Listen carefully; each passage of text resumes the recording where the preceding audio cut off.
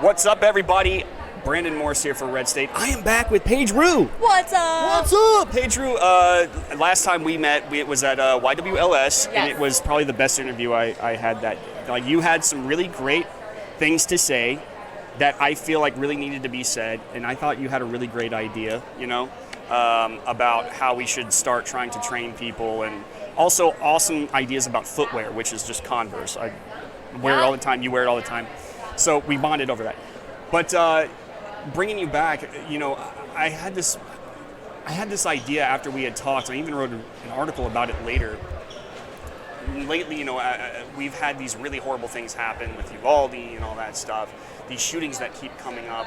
And you and I kind of talked about how if we had more education versus blind fear, we would actually have a much better society because, people wouldn't have to be scared. They would know how to defend themselves right off the bat, just like we saw in that mall shooting recently. And my thought was, whenever you are living in a society, a free society, you're going to live with an element of chaos. Chaos and freedom are cousins. The only way to fight that chaos is, in my opinion, more freedom. Freedom to defend yourself. Would you agree with that? Duh. 100%. Have you met me? Now, what I will say, though, is we met... I'm just going to take this from you. Go ahead. So we met at YWLS, and we were talking about that, and we were talking about educating, regardless on if it was firearms or having a defensive mindset, just empowering our teachers and faculty, whoever that may be, churches. Ironically, about 2 weeks after YWLS, I was approached by a group. She actually, her name is Cheryl Todd, and she works with a lot of conservative and firearm freedom groups. So she actually advocates and will go and speak on bills and things like that. So she reached out to me and she said, I have this program that I'm working with. She wears multiple hats and she wanted my help with it. And it was called FASTER. FASTER. Don't ask me the acronym because I'm trying to learn it, but it's like faculty and administrators. Basically, it's a nonprofit organization that is helping churches and anyone who is working with kids.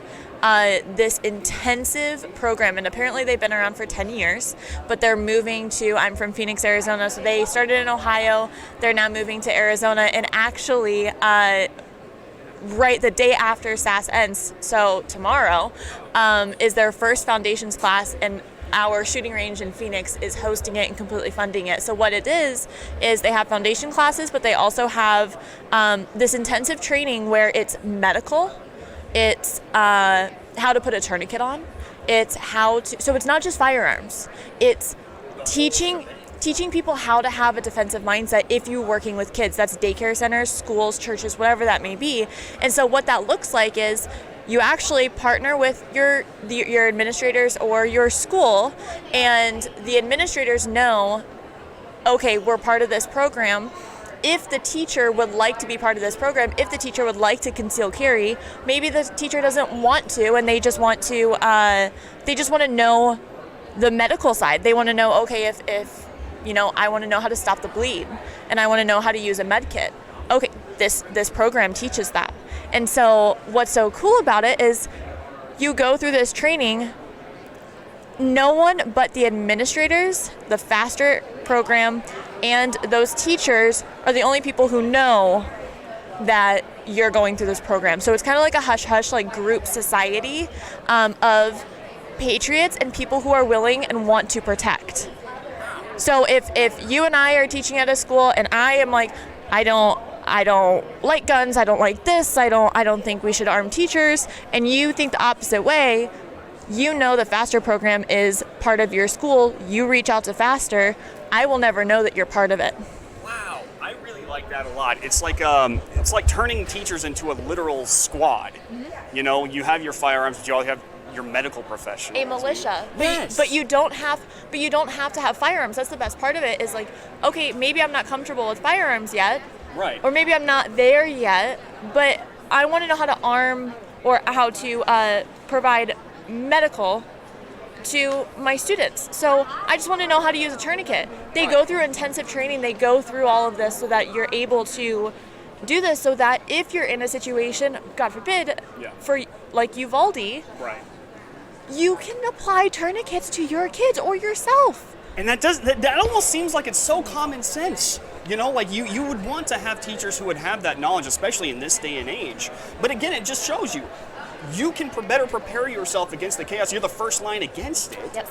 You know, and you, like you just said, you know, you don't have to carry a gun. It's enough that other teachers might. Yeah. You know, but we do need other teachers who are there to be able to fill in some of the blanks there when it comes to. This is such a good idea. I know. It's so excited. I know, it's so brilliant. I'm hopefully going to be on the board for it. I want to provide training. I would love to become a trainer for it. I'm going to go through. I have to actually go through the foundations class. They are extremely strict. It's a very intensive process for the firearms training. It's a very hard qualification. Good. Exactly. It's actually harder than the police officer qualification. Good. I know, it's really good. You guys, you have to look this up. So I'm really excited to be part of that. So I have to go through the training before I can be on the board and get all that information. So I'm going to do that. That should be by the end of this year, 2022. And then we're going to move forward. But I'm just trying to push it. My family's fully supportive of it. And we are basically the range, and we are hosting it because they're a nonprofit. So is there a place that people can learn, especially like teachers who are watching this or anything like that, that can actually learn about it, maybe take the idea to their administrators or anything like that? Where can they find it? So it's Faster Saves Lives is the website. I also post about it on my Instagram a lot. My Instagram is some chick who shoots. So Faster Saves Lives is the organization.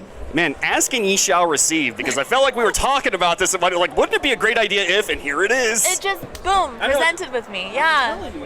Well, thank you so much for sitting down with us. Again, Paige Roux, always one of my favorite interviews. Good to see you, thank you. All right. Keep it here. We'll be back with more